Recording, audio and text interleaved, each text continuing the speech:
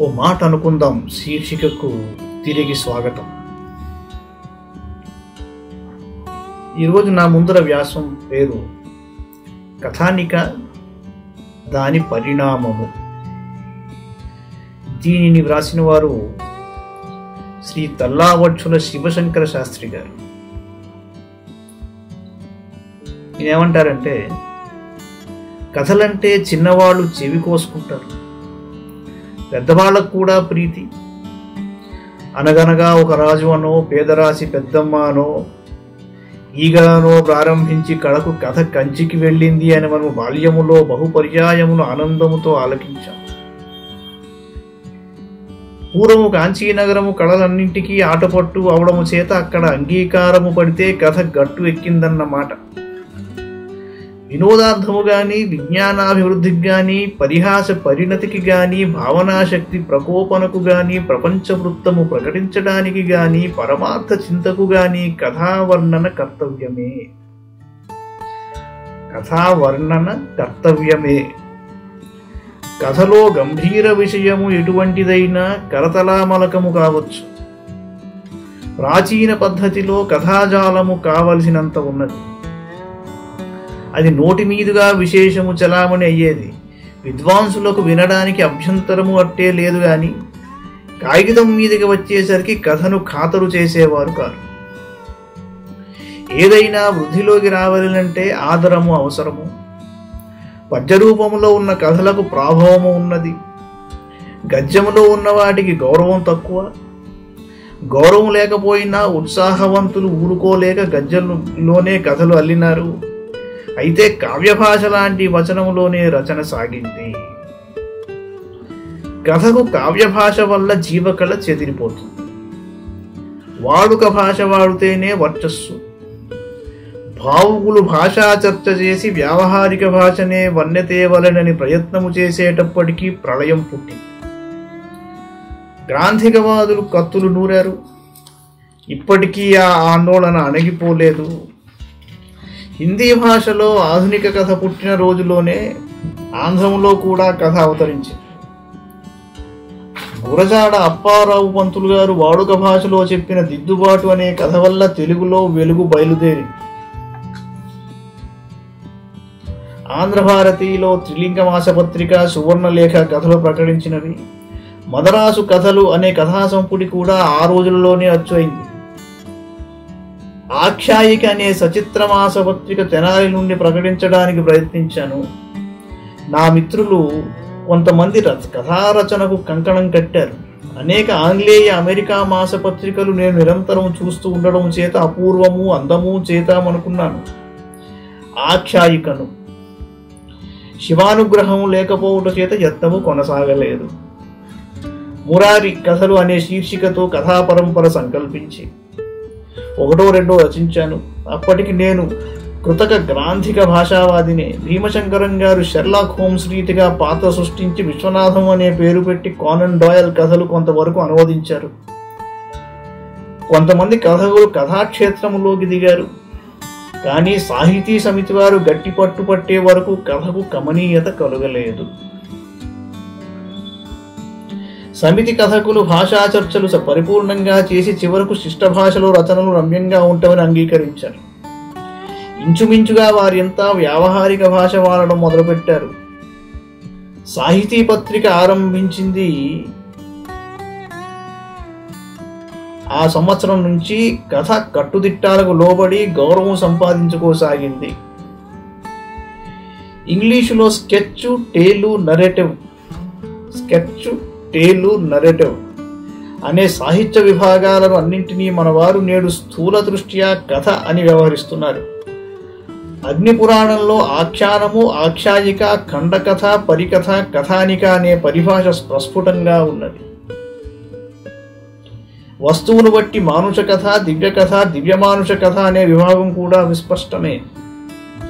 ప్రకృత ప్రసంగ విషయము short story. దీన్ని కథానిక అందాం. కొన్ని కథానికల గురించి, కొంతమంది కథకులను గురించి కొద్దిగా ప్రసంగిస్తాను. స్థాళీపులాగ న్యాయమే శరణము. చింతా దీక్షితులు గారు సిద్ధహస్తుడు, సూరి, సీతి, వెంకి, వటీరావు, భైరవ శాస్త్రి వంటి మరవడానికి వీల్లేని మంచి పాత్రలు సృష్టించారు. శ్యామల, చిన్న, చెంచురాణి ముద్దు, శంపాలత, శరబాల, లీలాసుందరి, గోపీమోహిని, కిష్కింధలో కోతి మొదలైనవి వీరు ఉత్తమ కథానికలు. బాహ్య ప్రకృతిని బాల్యచేష్టలను, ప్రణయంలో బాధలను, భక్తిని, విరక్తిని వీరు బాగా వర్ణిస్తారు. దీక్షితులు గారు శైలి తీర్చిదిద్దినట్టు ఉంటుంది.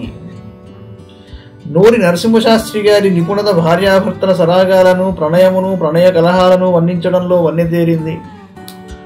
గానభాగము, గులాబీ పువ్వు, శ్యామసుందరుడు, భవిష్యత్తు వంటి కథానికలు కళా వైభవంతో కూడినవి.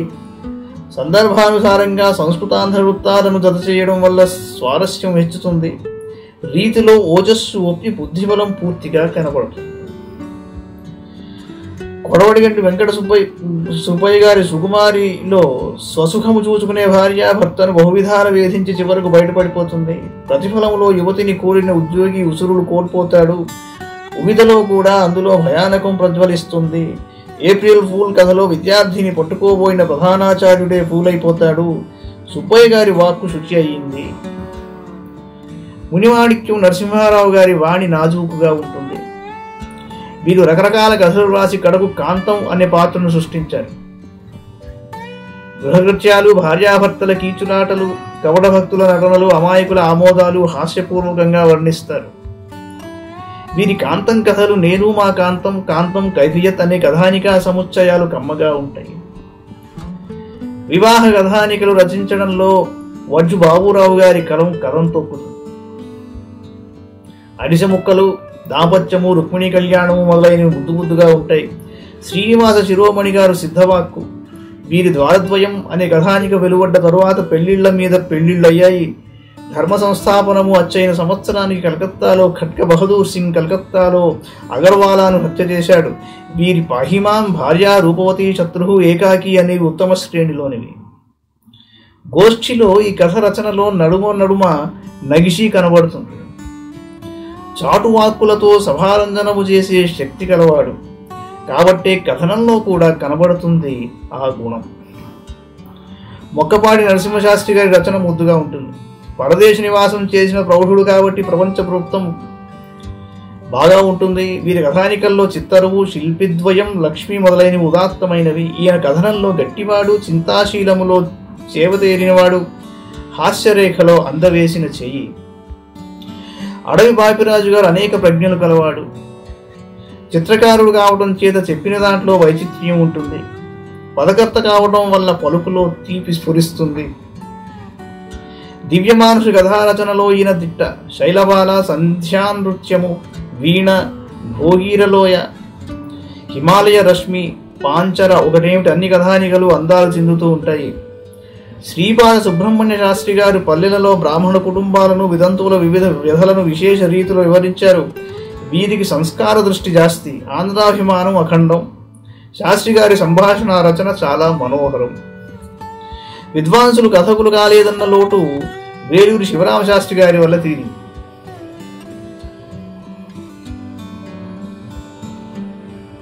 వివిధ శాస్త్ర విజ్ఞానము, విశేష ప్రౌఢి, విచిత్ర సన్నివేశాలు వీరి కథనములో కనిపిస్తాయి. ప్రతి కథానిక భావపూర్ణమై పాత్ర పోషణతో భావిస్తూ ఉంటుంది. కవికొండల వెంకటరావు గారు గ్రామీణుల జీవితము, కర్మకారుల కష్టసుఖాలు, సామాన్య కుటుంబాలలో సంఘటనలు చక్కగా వర్ణిస్తారు. 10 ఏళ్లలో 100 కథలు రాసినారట. ఊడిపెత్తి వెంకటరమణయ్య గారు 200 కథలు రచించారట. కాపీ పుచ్చుకుని కలం పట్టుకుంటే భోజన వేళకు పూర్తి అయ్యేదిట కథానిక. గుడిపాడి వెంకటాచలం గారి కలం కాకలు తీరినది.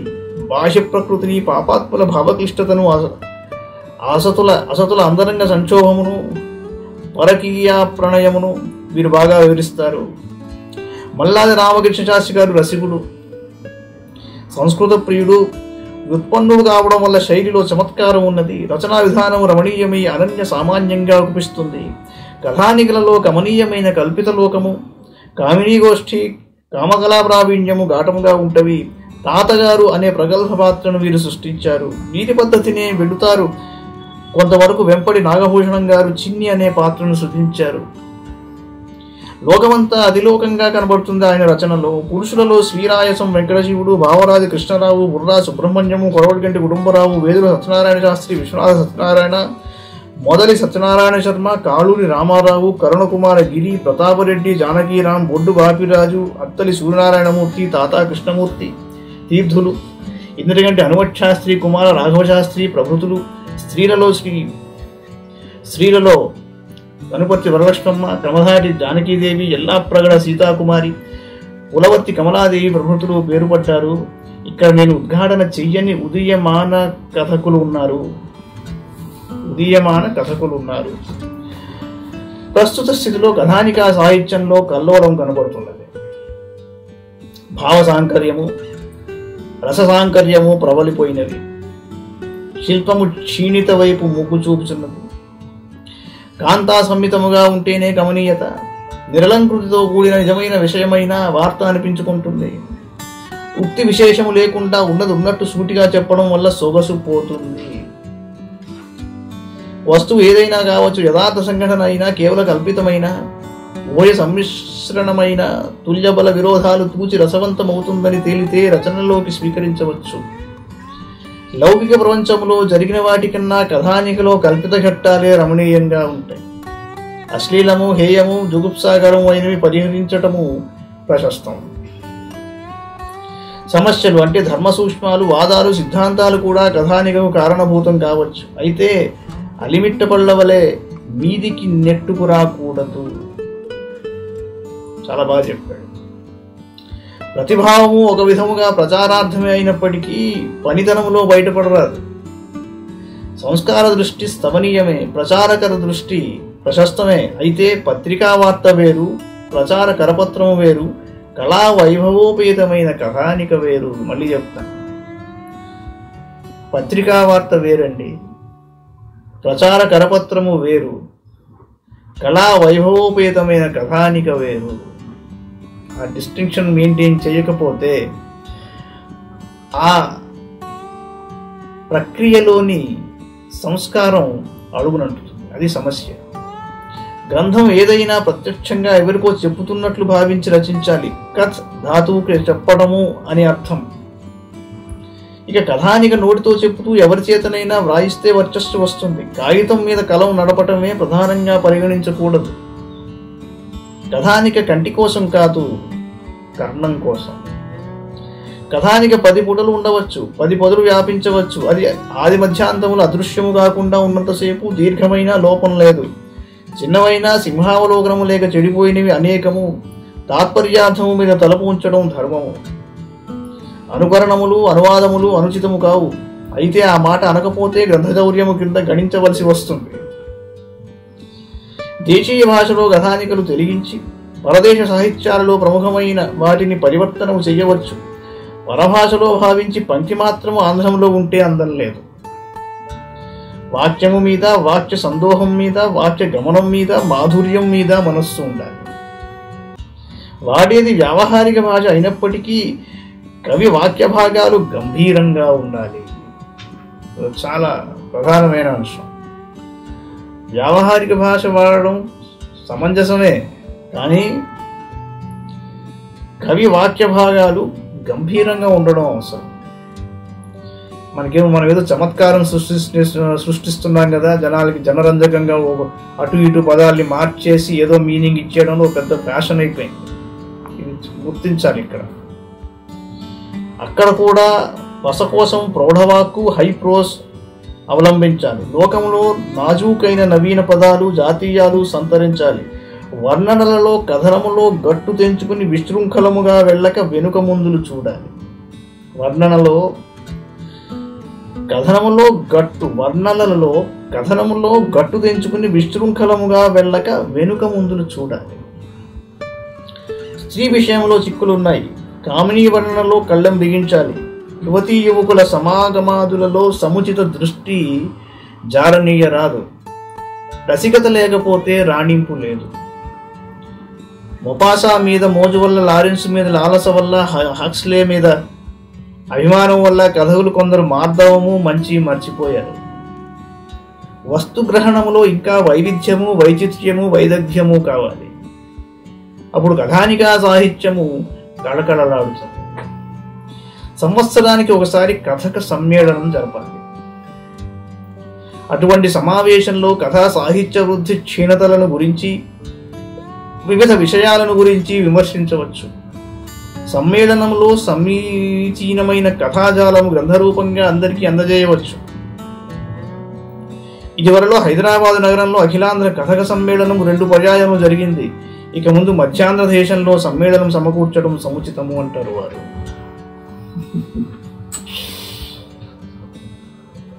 అసలు స్వతంత్రంగా ఒక పుస్తకం తీసుకునో, లేకపోతే ఒక నవల తీసుకునో, లేకపోతే వారి రుచికి, వారి ఇంట్రెస్ట్కి తగ్గట్టుగా ఏదైనా చదవాలి అనుకుని చక్కగా తీసి చదివే వాళ్ళు ఎంత కరువైపోయారో, స్వతంత్రంగా చక్కగా ఏ ఇజంకి లోబడకుండా చక్కని సంస్కారంతో రచించే వాళ్ళు కూడా అంతే తక్కువ మంది అయిపోయారు. దౌర్భాగ్యం ఏమిటంటే, ఒక చక్కగా పూర్తిగా తెలుగులో వాక్యం చెబితే, అయ్యా కాస్త అర్థమయ్యేట్టు చెప్పండి సార్ అనేవాళ్ళు ఎక్కువైపోయారు. ఇలాంటి వ్యాసాలు చదివితే కించిత్తు బాధగానే ఉంటుంది. నమస్కారం.